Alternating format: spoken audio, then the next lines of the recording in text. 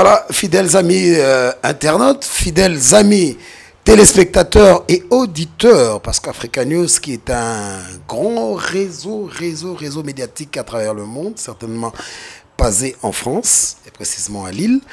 Je pense qu'aujourd'hui, Jean-Kévin Kassoua revient encore dans son émission que vous aimez bien, Le Point sur le I, où je vous avais dit déjà la semaine passée que j'avais un grand souci, un très grand souci. C'était comment est-ce qu'on pouvait renouveler la classe intellectuelle de la RDC. Hein, pour ceux qui me comprennent un peu, et je fais des fois intervenir rarement notre langue nationale, quand même la plus parlée ici en RDC, qui est le Lingala. Comment est-ce que vous allez comprendre que je suis ici en RDC? C'est-à-dire, nous allons parler avec un opérateur économique, un Congolais. Rien que par son nom, ça va vous tiquer. Vous allez vous poser la question, est-ce qu'il a sorti un parti politique? Est-ce qu'il a adhéré dans une vision politique? Mais non, au contraire, c'est comme on dit, celui qui travaille fait moins de bruit.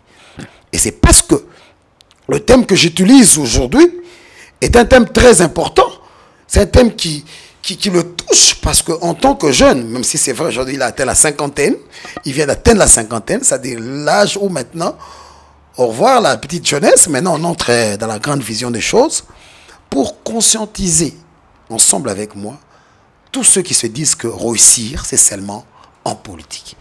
Lui, c'est bel et bien, je vais aller le voir, vraiment, Azaki, moi gentil, hein, bande quoi Congo, famille Nyon Soebaki, papa Nabiso Bingoto. Nabola Mounion soit ça, parce qu'on a des témoignages. Tout autant, on a pasteur Jean-Noël, ceux qui image na Kaleali, toko pesa kaka, mais toko zwa, yu a kolistre image. Pourquoi je commence, même si attends na ekota la moana, oh y a botaki biologiquement, et ça parce que ça m'a touché. Bana yaba, baza et belé. Mais comme la plupart ont fait seulement comme leur père, c'est de la monotonie. Parce que je dis non, mais lui, il a quelque chose de neuf. De neuf, c'est quoi? C'est que lui, il est, si son père était à droite, lui, il est à gauche. C'est-à-dire, son père, c'était un total politicien sérieux, qui a fait son temps, qui a marqué. Celui qui a donné même la valeur dans la société, Snell, Snell, moi valeur, et à qui, parce qu'après lui, c'était le déluge qui avait commencé. C'est prouvable, hein? C'est que je dis, dans un bureau, il y a moi en Haïti. Parce que moi, avant de venir voir une personnalité, nous vérifions et nous décortiquons l'information. Lui, c'est bel et bien, M. Serge Bingoto, opérateur économique, de l'Oasa, patron de la fondation Bingoto, mais Aza peine la société, Moko, Oye Moko, Aza le directeur général. Il y a le pasteur Jean-Noël qui est à côté, qui est chargé de la communication. Les entreprises, il y a l'État et les privés. Donc, ce qui est une entreprise d'un privé, a même des gens à chaque domaine, je pense que. Et puis, il y a ça Congolais. Ils ont été à quelque chose, voyager, tout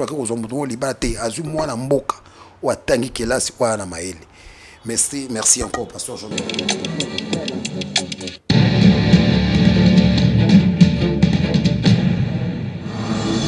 The organizers of the Night of African Football have camped in Kinshasa for the 7th edition.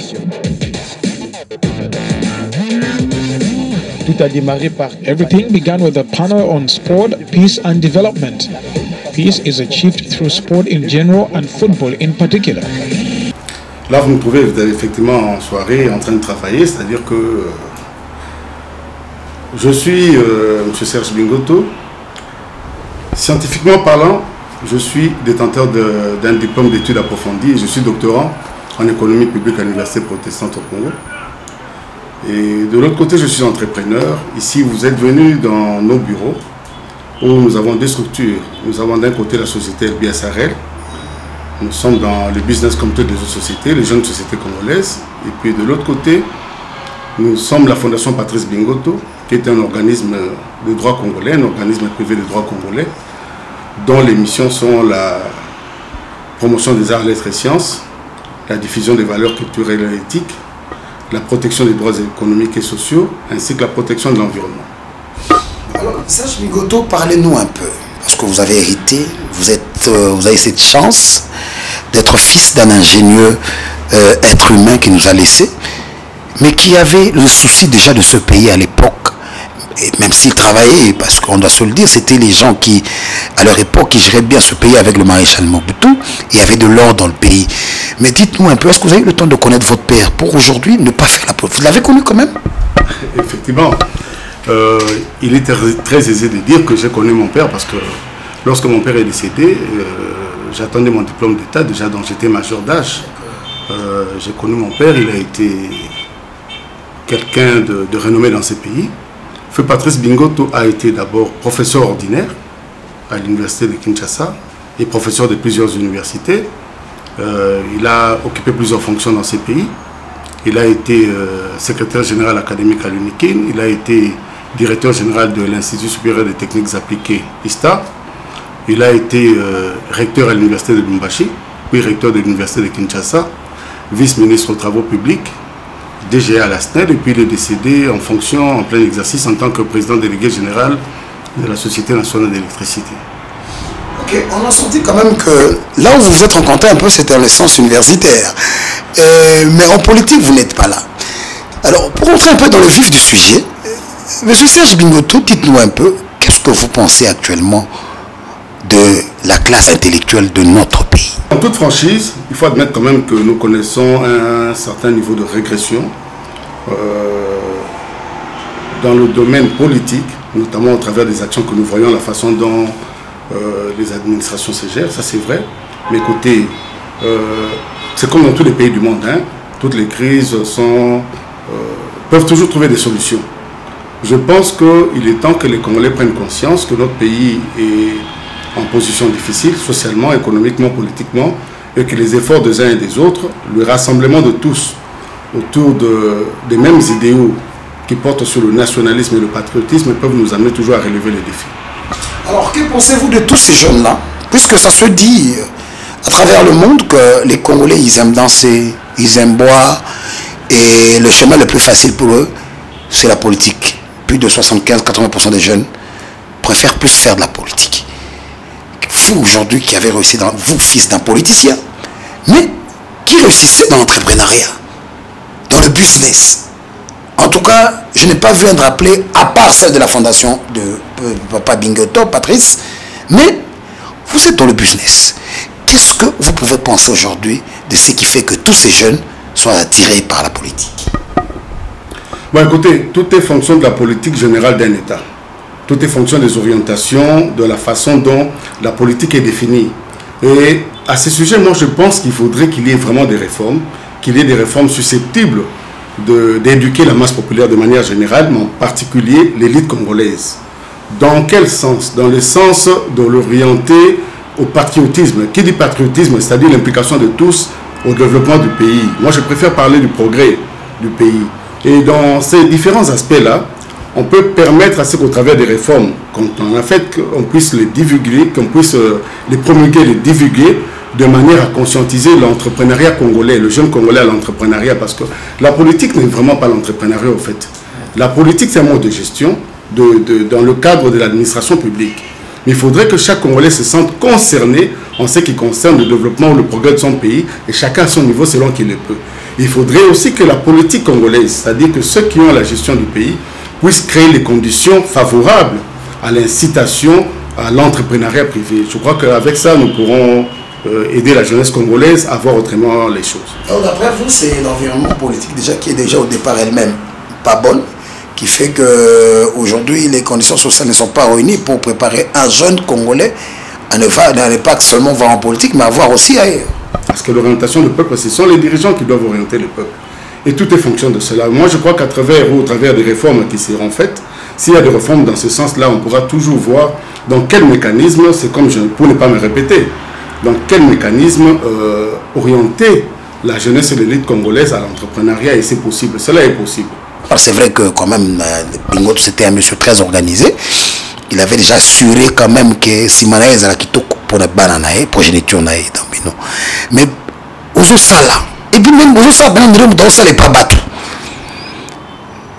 Comment ils refont la jeune triquée, jeune au salamine? Est-ce que tout est qu'on a mis ça pour papa Koufi aux ananou, aux c'est la base du diplôme d'État? Mais il y a eu après papa, si on comme Moutou, on comme patron d'entreprise, on comme gérer la fondation à vie les sous. secret comment vous êtes arrivé jusqu'à ce niveau-là? Et l'autre nous font la biso ça la qui ndenge pour bateau bazo landao. Bah j'aime ça comprendre que t'es dans la tête attendre moi la main à gauche ou alors comment je peux faire pour me retrouver sans regarder seulement la politique. Il est question en fait d'une éducation. C'est-à-dire que d'abord la solidification d'une éducation c'est la base de tout. Parce que papa koki kosala ou parents koki kosala. Mais ce qui est éducation et la solidité c'est la dilapidation après. Il n'y a pas de conservation, il n'y a pas d'avancée, il n'y a pas de stabilité. Voilà, donc, si je dois dire en un mot, c'est cela. C'est-à-dire qu'en réalité, tout est fonction, il y a des conditions dans lesquelles se trouve l'environnement et la jeunesse, l'élite congolaise. Les conditions qui sont créées, par exemple, moi je ne parle pas seulement au cas d'un niveau de la famille, mais il faut que tu vois de façon générale, parce que nous parlons de la jeunesse de l'élite congolaise en général. Ce qui est la politique congolaise et créer des conditions qui permettent à ce que les jeunes puissent s'orienter d'une manière ou d'une autre. C'est ça la première question. Non, d'abord la réforme. Il faut d'abord qu'il y ait des états généraux. Il faut d'abord qu'il y ait des états généraux dans le domaine. Et donc, lorsque les états généraux sont faits, on sait dégager les grandes lignes, il y a des réformes. Et qu'on permettre à ce que faire comprendre à la jeunesse congolaise que la vie, ce n'est pas seulement la politique. En fait, ici, le mal, c'est que dans le Congo, on a comme l'impression que la politique, c'est le moyen d'enrichissement. C'est là où les gens vont s'enrichir, alors qu'en réalité, ce n'est pas ça. Lorsqu'on fait la politique, évidemment, il est vrai qu'on vient contribuer à la gestion du pays, dans un certain degré. Mais ce n'est pas pour s'enrichir. Mais entrepreneuriat, il faut que créer des conditions. Je vous donne un exemple, par exemple. Tout ça, la matière première, tout comme Sakao. Mais il y a la matière première, le diamant, l'or, le couvre, nous sommes récités à Kawana. Donc il n'y a pas d'école, par exemple, il y a diamant au Congo. Ce n'est pas normal que les Congolais, diamant, sous-sol, mais que les prix soient fixés, la commercialisation, les prix soient fixés par l'Occident qui n'en a pas. Ce n'est pas possible. Vous voyez, c'est pourquoi je parle de réforme, parce qu'il faut permettre à la jeunesse congolaise, à l'élite congolaise, de comprendre le bien fondé, il y a la richesse et un beau canaï. C'est même l'une des raisons pour lesquelles ça fait qu'au travers de la réflexion d'Angaï, je suis arrivé aux écritures. C'est-à-dire qu'en dehors même d'entrepreneuriat, ça dit oui, en dehors même d'entrepreneuriat, je suis dans les écritures.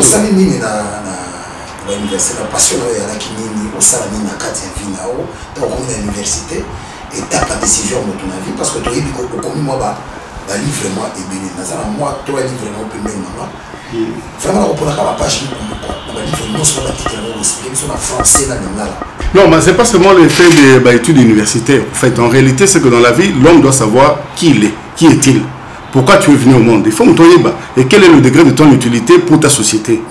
Vous voyez, tout compte fait ce qu'on réunit, les moyens sont là, tu sauras t'orienter pour savoir que moi, en tant que patriote, d'abord, pour mon pays, pour ma famille, pour ma nation, pour mon continent, je suis appelé à servir et à donner le meilleur de moi-même. Et cela vient au travers des idées que l'on se crée et de besoins qu'on a de contribuer au bien-être. C'est un peu comme vous êtes en train de le dire. Donc, là, si on attendait avec là, ce n'était pas parce que je voyais seulement papa Nanga, oui, non, non. Mais je voyais mon degré d'utilité. C'est comme mon père m'a toujours dit.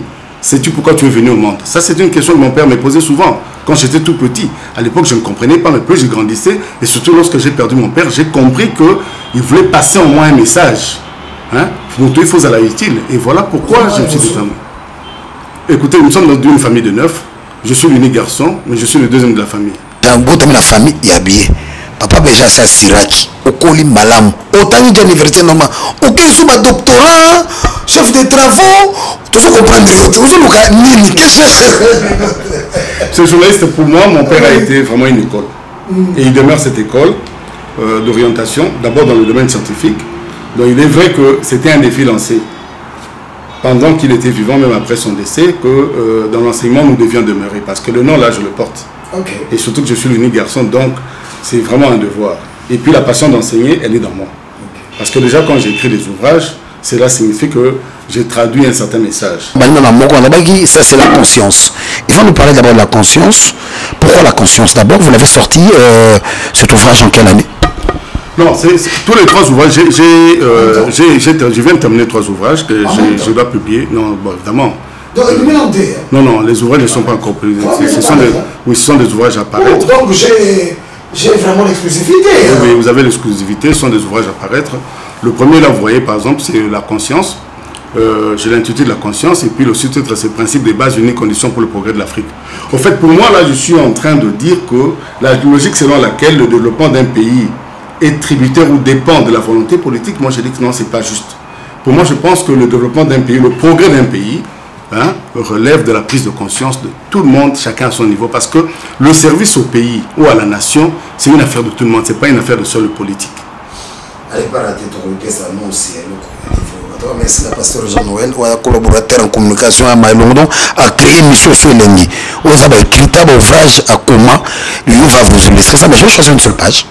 D'abord, dans chaque livre, je commence par la conscience, parce que c'est celui qui est devant moi, la politique à Moko. C'est vraiment presque le milieu. C'est la page 169. Je ne sais pas pourquoi. Mais je vais lire juste un petit paragraphe. Les collaborateurs mal zélés. Je ne fais pas hasard. L'Afrique des collaborateurs ou conseillers occultes est un culte qui murmure aux oreilles du dirigeant, peine à se développer. Un dirigeant ne peut se passer de ses collaborateurs, mais lesquels dont il s'agit. Qu'est-ce que ça explique? Oui, dans ce passage-là, je suis en train de parler des collaborateurs qui induisent souvent les dirigeants en erreur. Parce qu'en Afrique, vous savez, souvent les dirigeants sont victimes, sont pratiquement prisonniers des collaborateurs. Les collaborateurs qui viennent avec des... Les collaborateurs, ils ont plus étudié que vous-même et ils vous prennent un peu... Non, c'est vraiment pas le fait seulement d'avoir étudié, mais il arrive que, généralement, le dirigeant, dans l'ensemble des mises en place qu'il fait, il ne connaît pas tout le monde. C'est souvent les collaborateurs qui lui amènent les personnes à mettre en place dans l'administration publique. Okay. Et ces personnes-là, généralement, font aussi objet de chantage. Il y a des collaborateurs qui leur disent, écoutez, c'est moi qui vous amène chez le chef, vous êtes dépendant de moi. Et vous faites tout ce que je vous demande de faire. Ce qui veut dire que ces collaborateurs ne viennent pas pour servir généralement le peuple, mais ils viennent pour servir les collaborateurs du dirigeant. Et en ce moment-là, c'est le dirigeant qui paie en fin de compte le pot cassé parce que le bilan, c'est le dirigeant qui lui doit au peuple. Je vais au deuxième ouvrage. Face à l'histoire du libre choix de côté. Oui. Pourquoi d'abord ce titre? Avant pour la payer une seule page, pour que s'il y a un peu d'expliciter ça aux téléspectateurs et auditeurs et amis internautes. Oui, ici il est vrai que je suis en train de dire que tout être humain, au départ, est une histoire. C'est-à-dire que vous, peut-être que moi, là, nous sommes des histoires pour nos vies. Et nous sommes des histoires à la fois actives et passives. C'est-à-dire que lorsque nous posons les actes, tous les actes que nous posons, ce sont des faits actifs des histoires de nos vies. Mais une fois que nous ne sommes plus là, ce sont nos histoires passives qui sont racontées. C'est un peu comme on parle de Lumumba aujourd'hui. Alors, nous avons, chaque fois que nous posons les actes dans nos vies, nous avons le libre choix de choisir le bon ou mauvais côté de l'histoire, selon que l'on veut. Parce que l'histoire nous jugera plus tard dans notre action passive. Alors, je vais choisir, parce que ça dans ma bilo que bimite, je choisis encore une page, au hasard, hein? Parce que parce qu'intellectuel, tout comprendre, donc on est déjà doctorant. C'est-à-dire, c'est la thèse, vous présentez thèse à doctorat, vous avez n'importe qui. Tout à l'heure. Je choisis, moi, au hasard, hein? Chers amis téléspectateurs, c'est pas que l'autre livre, c'était à la conscience, c'était la page 165. Ici, je vais à la page 118. Et puis, c'était du côté droit, maintenant, c'est du côté gauche. Ok.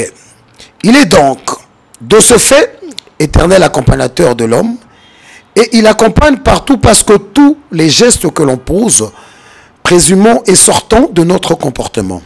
Certes que le comportement est de l'homme, car reflétant la manifestation de tous les actes qu'il puisse s'opposer tels que se fâcher, danser, boire, parler, marcher, écrire, agir, etc., etc., il s'affiche dans la réaction de l'homme devant tous les problèmes connus à connaître ou présumés. Mais là, je suis en train de voir, je suis en train d'expliquer le problème dans l'aspect comportemental de l'homme. Okay. C'est-à-dire que quand vous faites votre histoire, l'histoire de la vie, elle est faite en fonction du comportement. Et c'est le comportement de l'homme qui le détermine, qui le définit. Okay. Voilà pourquoi le comportement nous accompagne dans tout ce que nous faisons. Et c'est sur base et en fonction de cela que nous sommes jugés. Serge Bigoto, je vais rapidement au troisième livre parce qu'on va pas se tourner. Totale confusion. Pourquoi totale confusion? À quoi sers-tu, libre mais esclave sans identité? Parce que de plus en plus qu'on est... Oui, là je m'adresse aux Africains, aux Africains, pardon, parce que, écoutez, nous sommes dans la totale confusion dans la mesure où chaque année nous fêtons nos indépendances. Mais à mon avis, ce sont des indépendances nominales, parce que nous avons tout le temps la main tendue à l'Occident et aux autres. Alors, ça sert à quoi de prétendre être indépendant lorsqu'économiquement et socialement nous sommes tributaires des autres? Nous sommes dans la totale confusion. Merci beaucoup. Je choisis rapidement un paragraphe. Il est vraiment profond. La TVRA. Un bon journaliste, chers amis, confrères, creusez. Débat, pour cette interview, c'est pas donné à n'importe qui. Voilà. Je repars sur la page droite. Ce qui m'intéresse ici, c'est le cas de la colonie république du Zaïre à l'époque. On est, bon, j'ai ajouté à l'époque, hein, c'est pas écrit parce qu'on est en République démocratique du Congo, du Zaïre, on est avec la Belgique, c'est-à-dire quand la position politique belge allait dans un sens comme dans un autre, telle faisait la position de la remorque Europe. Elle en est d'exemple pour ce qui est des matières premières de la République du Zaïre dont le prix était fixé par les courtiers de la Belgique, non producteurs. De nos temps actuels, cette situation est devenue un peu plus radicale, car c'est l'Union européenne qui prend position et décide sur tout en Afrique. Tout à fait. Justement, de quoi justifier la totale confusion, parce qu'actuellement, là, de nos jours, nous prétendons être indépendants, mais en réalité, nous ne sommes pas indépendants, parce qu'économiquement parlant, nous sommes producteurs de matières premières que l'on ne trouve pas en Occident. Mais les prix sont fixés par l'Occident. Nous sommes pas le début à l'émission. Nous avons film. Non, voyez-vous, il n'est pas possible que nos matières premières, les prix soient fixés en Occident. Et surtout qu'aujourd'hui, l'Europe, l'Union, les pays se sont réunis, par exemple, au sein de l'Union européenne, où ils décident même des sanctions sur les pays africains. Et à un moment donné, nous avons vu, dans le cas de la Guinée, par exemple, où la France demandait à l'Union, injonctait même l'Union africaine, de sanctionner la Guinée à l'époque du président Dadis Camara, parce qu'il y avait eu des dérapages dans un stade. Ce n'est pas possible. Donc, en réalité, nous ne sommes pas indépendants, nous continuons à demeurer sous tutelle de l'Occident. Et nous devons nous départir de cela. Très bientôt, on va lire ces livres. Ah oui, j'espère bien. C'est-à-dire, mesdames et messieurs, 3 livres. Donc, à ça près, sur le plan intellectuel. Mais une question qui me vient un peu aujourd'hui. Mais pourquoi ne pas avoir fait totalement là? C'était pas ça votre ambition? Pourquoi pas avoir fait la politique? Et pendant que vous avez vu que papa était très bien rodé, très intelligent, qu'il a porté un plus dans ce pays, à cette époque, pourquoi vous ne voulez pas aider ce pays? Maintenant, besoin des gens comme vous. Vous allez contribuer comment pour ce pays? Le patriotisme, à mon sens, le nationalisme ou l'apport d'un citoyen à son pays n'est seulement pas de faire la politique. Dans ma position aussi, je contribue au bien-être de mon pays, je contribue au devoir de société qu'un citoyen peut apporter à son pays. Certes que plus tard, peut-être on peut y penser, mais je pense que pour le moment, dans ma position, là, je suis en train de servir mon pays. Pour terminer, M. Serge Bingoto, qu'est-ce qui vous, d'après vous, vous reste à faire encore dans votre vie? Parce que 50 ans, il y a beaucoup, mais si l'IPK a été, mais comme maintenant, le temps de se décider, qu'est-ce qu'on peut attendre dans les années à venir de Serge Bingoto? Puisque des gens comme vous, même Dieu, le bon Dieu, a du souci, vraiment, c'est parmi les vies. C'est vrai qu'il nous aime tous, mais vie ne soit pas préservée.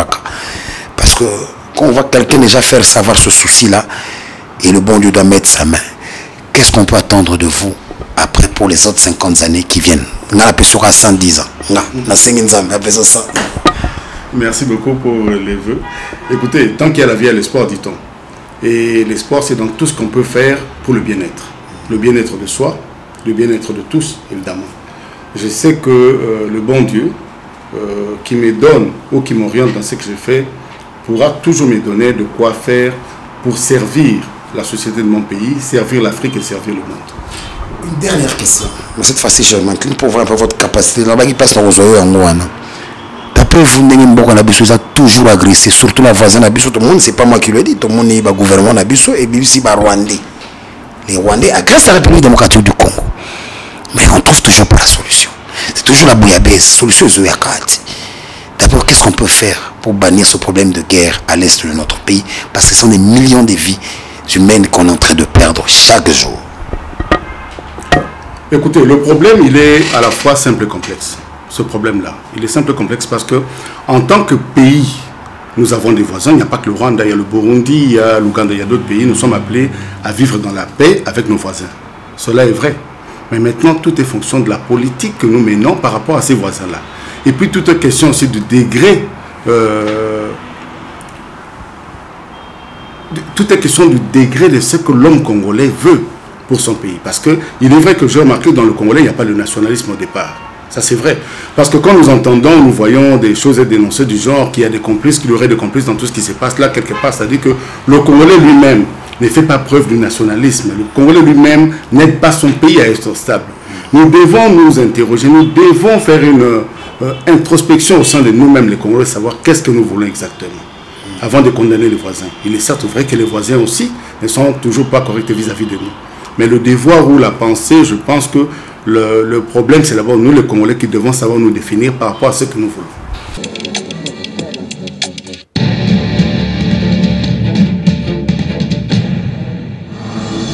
The organizers of the Night of African Football have camped in Kinshasa for the 7th edition.